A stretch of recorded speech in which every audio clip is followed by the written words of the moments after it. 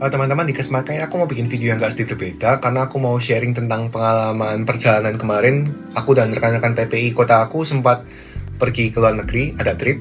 Dan juga aku mau sedikit sharing tentang gimana sih hubungan dan komunitas pelajar Indonesia yang ada di luar negeri, kayak gitu. Jadi ya mungkin ini salah satu concern kalian ya, begitu kalian sampai di luar negeri untuk menempuh studi, apakah aku bisa dapat teman orang Indonesia yang ada di sini, ataukah ada nggak sih komunitas yang bisa membantu kalian kalau misalkan kalian tuh butuh apa-apa, ada kondisi emergency dan kawan-kawan. Ya pastinya ada, kayak gitu. Kita dan rekan-rekan Indonesia lainnya juga pasti siap untuk membantu siapapun yang akan datang ke negara ya yang kalian tuju, kayak gitu kan. Nah, jadi kayak gimana aktivitas kita dan juga perjalanan kemarin, simak videonya sampai habis ya. Jadi sedikit gambaran besar dulu. Di setiap negara itu kita memiliki perhimpunan pelajar Indonesia atau yang disingkat sebagai PPI. Jadi aku percaya di setiap negara yang ada mahasiswa Indonesianya, PPI itu ada, kayak gitu. Dan PPI itu kan lingkupnya negara. Jadi kalau misalkan negara memang besar dan punya banyak kota, dan pelajar Indonesia yang tersebar di banyak kota, itu juga bisa memiliki PPI regional atau PPI kota, kayak gitu contohnya. Jadi misalkan ya itu pasti itu wajar kan, karena negara itu besar. Kalau misalkan kalian terletak di kota lain, kemudian aku di kota ini, kalau misalkan kalian butuh apa-apa, butuh bantuan, kan agak sulit ya untuk bisa menjangkau kalian dengan cepat, kayak gitu kan. Yang pasti bisa menjangkau dengan cepat itu kan ya anggota-anggota yang memang satu kota. Jadi di sini letak fungsi dari PPI kota. Aku sendiri tergabung sebagai anggota PPI negara PPI Belgia, dan juga di kotanya PPI Leuven, kayak gitu. Nah, kemarin atau 2 minggu lalu kalau nggak salah itu rekan-rekan pengurus dari PPI Leuven sempat mengadakan aktivitas untuk jalan-jalan bersama ke Keukenhof, Belanda. Jadi itu salah satu kebun tulis terbesar yang ada di Belanda, kayak gitu. Jadi memang inilah aktivitas dari PPI. Mereka juga memastikan komunikasi dan hubungan erat antar anggotanya dengan aktivitas-aktivitas seperti ini, kayak gitu. Jadi ada memfasilitasi lah, kayak gitu, membantu menguruskan. Dan aku sebagai anggota PPI Leuven juga turut ikut dalam acaranya, kayak gitu. Aku bukan pengurusnya, aku anggotanya aja, kayak gitu. Nah, jadi kurang lebih kayak gitu sih perjalanannya kayak gimana, dan dokumentasi tripnya ya ini di sini habis ini. Jadi untuk acara semacam ini yang memang kita tuh harus melakukan perjalanan darat cukup jauh, itu bisa menggunakan beberapa alternatif transportasi, salah satunya adalah bis. Ya sama kayak Indonesia, kita juga bisa menyewa bis di sini. Jadi kalau misalkan memang ada acara yang memang jumlah pesertanya banyak, ini salah satu alternatif transportasi yang murah sih, apalagi kalau misalnya dibagi untuk jumlah orang yang banyak, kayak gitu. Jadi bisa kalian lihat ya, memang banyak tempat wisata tuh menyediakan tempat-tempat parkir untuk kendaraan umum seperti ini. Jadi ya kita bisa lihat juga kelompok-kelompok lain datangnya menggunakan bis juga sih. Jadi setelah kita diperiksa, kita bisa masuk ke pintu masuknya dari Keukenhof ini. Jadi Keukenhof ini adalah salah satu botanical garden atau taman botani yang paling besar yang ada di Belanda dan juga di Eropa sih. Jadi dia ini didirikan tahun 1950 dan setiap tahunnya ada kurang lebih 1,5 juta orang yang mengunjungi kebun ini, kayak gitu. Dan kebun ini dibuka dalam beberapa periode aja dalam 1 tahun, terutama di musim semi, yang mana tuh biasanya berkisar pada bulan Maret, April atau Mei tergantung. Dan itu tuh hanya dibuka selama beberapa waktu aja, kayak gitu. Ya tentu saja dong, masa iya kalian mau mengunjungi kebun ini waktu musim dingin atau winter?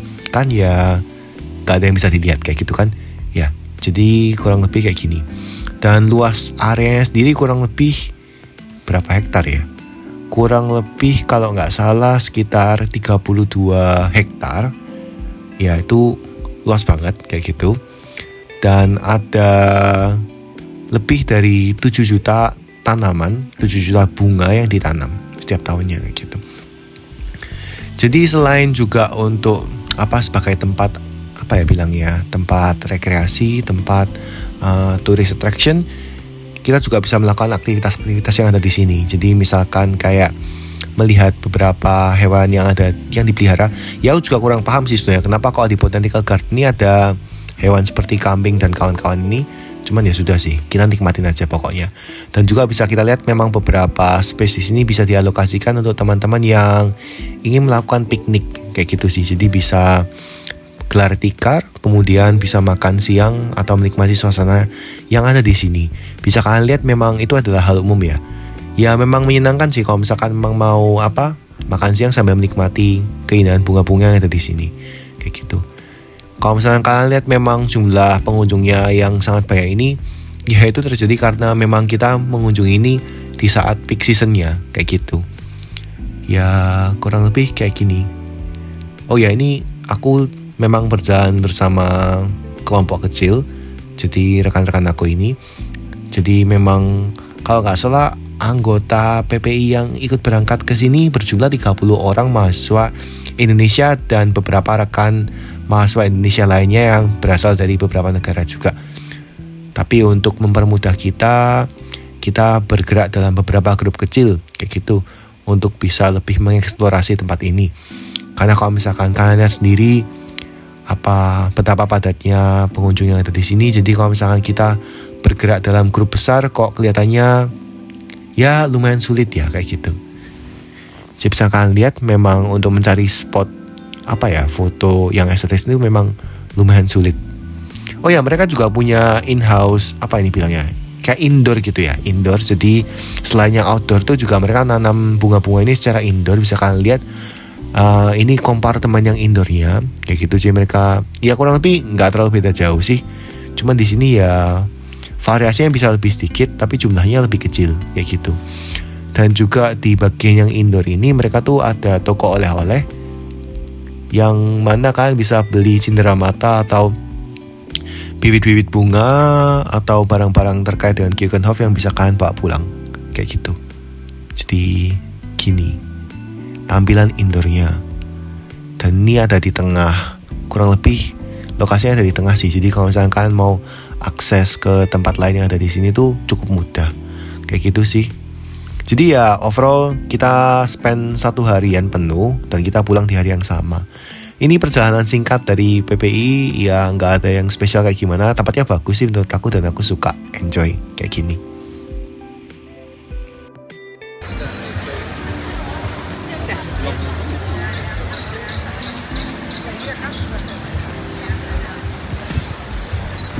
Mama jangan close up. Enggak, ini enggak close up ini karena lensanya gede. Nah.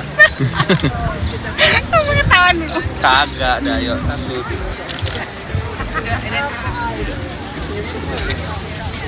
Udah cukup Mbak?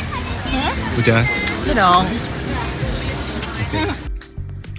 Ya jadi mungkin kayak gitu ya. Semoga ini agak sedikit menghibur, videonya agak sedikit berbeda. Ada beberapa hal yang mau aku sampaikan. Yang pertama adalah kalian tuh kan di luar negeri. Kalau misalnya kalian memang berencana untuk keluar negeri dan sudah sampai di luar negeri, mungkin agak sedikit susah ya untuk bisa survive sendirian. Kalian at least perlu mengenal lah rekan-rekan Indonesia yang ada di negara itu kayak gitu. Karena kita perlu ingat bahwa kita ini adalah pendatang di negara orang. Jadi kita sebagai sesama rekan-rekan se-Indonesia juga seharusnya bisa saling bahu-membahu membantu lah kalau misalnya ada yang butuh bantuan kayak gitu kan. Kemudian juga at least kenali rekan-rekan yang satu kota sama kalian, minimal satu kota lah kalian kenali, kalian jalin komunikasi supaya kalau misalkan ada masalah atau ada apa tuh kita juga bisa saling membantu kayak gitu kan. Dan yang kedua juga kalian juga sering-sering kepoin tuh kontaknya si pengurus-pengurus KBRI, Kedutaan Besar Indonesia di negara-negara itu, karena juga KBRI ini bisa menjadi salah satu kontak point yang bagus di saat emergency. Misalnya kayak kemarin waktu pandemi COVID dimulai, rekan-rekan yang terinfeksi COVID tuh juga diminta untuk melaporkan ke KBRI. Dan pihak KBRI ini banyak membantu mahasiswa Indonesia yang terjangkit COVID di saat itu. Mereka mengirimkan paket bantuan dan kawan-kawan itu sangat membantu kami sekali. So, thank you banget buat KBRI yang sudah banyak membantu kita mahasiswa Indonesia di luar negeri. So mungkin kayak gitu ya, semoga video kali ini sedikit menghibur dan memotivasi kalian dan menunjukkan kalian sedikit gimana sih kebun tulipnya kayak gitu. Jadi nanti aku akan mulai lanjut lagi bahas beasiswa harusnya hari Jumat. So thank you for watching and see you on next video.